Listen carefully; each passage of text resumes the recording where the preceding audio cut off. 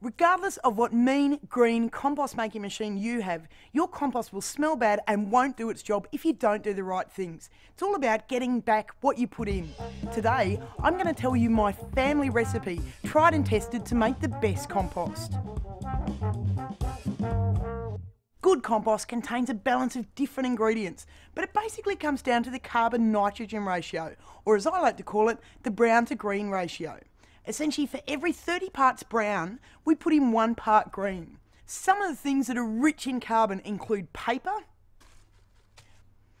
dried leaves, and oat and hay. Then we add our nitrogen-rich ingredients, which include blood and bone, organic pelletised fertiliser, and aged sheep, cow or chook manure. Then there are some materials that are rich in both carbon and nitrogen, and these include things like kitchen scraps, green garden prunings, and pea straw. The compost also likes water, but just enough so that it gets moist, not wet.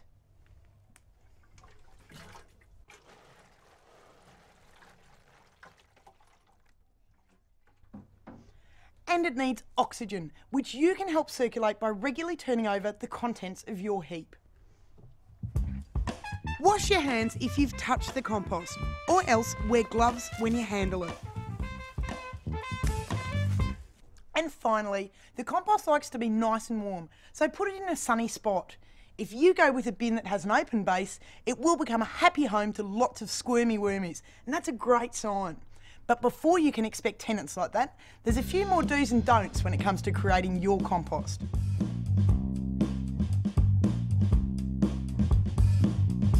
Meat scraps and dairy products smell bad and attract pests, so unless you've got a closed bottom compost bin, I wouldn't recommend them. Fish are no good, but their bones are okay. Make sure you put them in small doses, and if you add them to the bin, don't leave them lying on top, mix them through because they can be a bit whiffy. Office paper which is glossy or has been bleached is no good to go into the bin. Ditto old tyres. You would be amazed what people put into their compost bin. They do make lovely decorative swan planters though.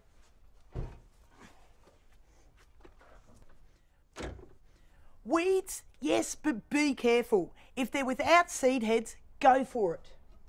But if they're those awful bulbous things like oxalis, or they spread on runners like cooch or kikuyu, give them a miss. Poo that comes from birds, dogs, cats and humans is a no-go. There's a significant risk of disease and it's just generally icky. Wood ashes from open fires can be used, but be careful if you add your compost to a heavy clay soil because it could actually compound the problem. And never add any kind of treated timber products to compost heaps, whether it looks like this or you've burnt it. Tree branches and eucalyptus leaves are fine as long as they're not diseased and as long as you put them through a shredder before you add them in.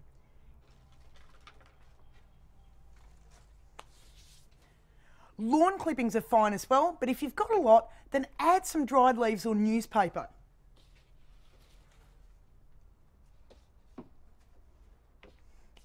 Citrus is never a good idea. It's too acidic, really slow to break down, and it can kill worms.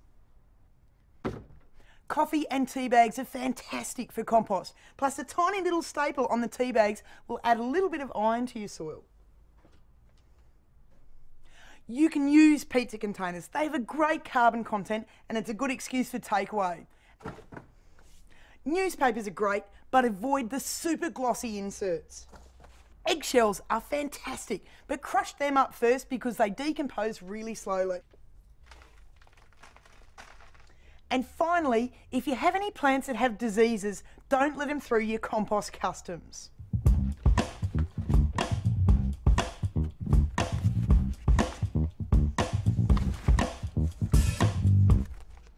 Once you've got all your ingredients added, it's a matter of keeping an eye on your lovely compost to monitor its progress.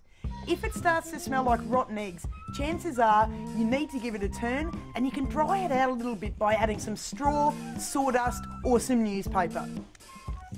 If you find ants and slaters in your compost, that means it's too dry, so just add a sprinkling of water.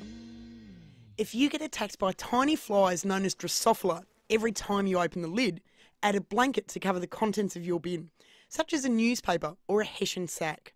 Finally, if you've got nasties like rats, mice, blowflies or maggots in your special brew, make sure you're not putting meat scraps and dairy into the bin. You can protect your compost from rats and mice by digging in some chicken wire around the base of the bin. Either that or adopt a hungry cat.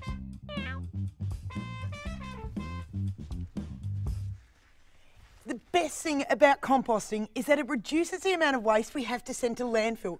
Plus, it's a really, really good thing for your garden. Even if it isn't a direct plant food, it does attract loads of worms, and we know how much our garden needs them. For more info, head to sgaonline.org.au.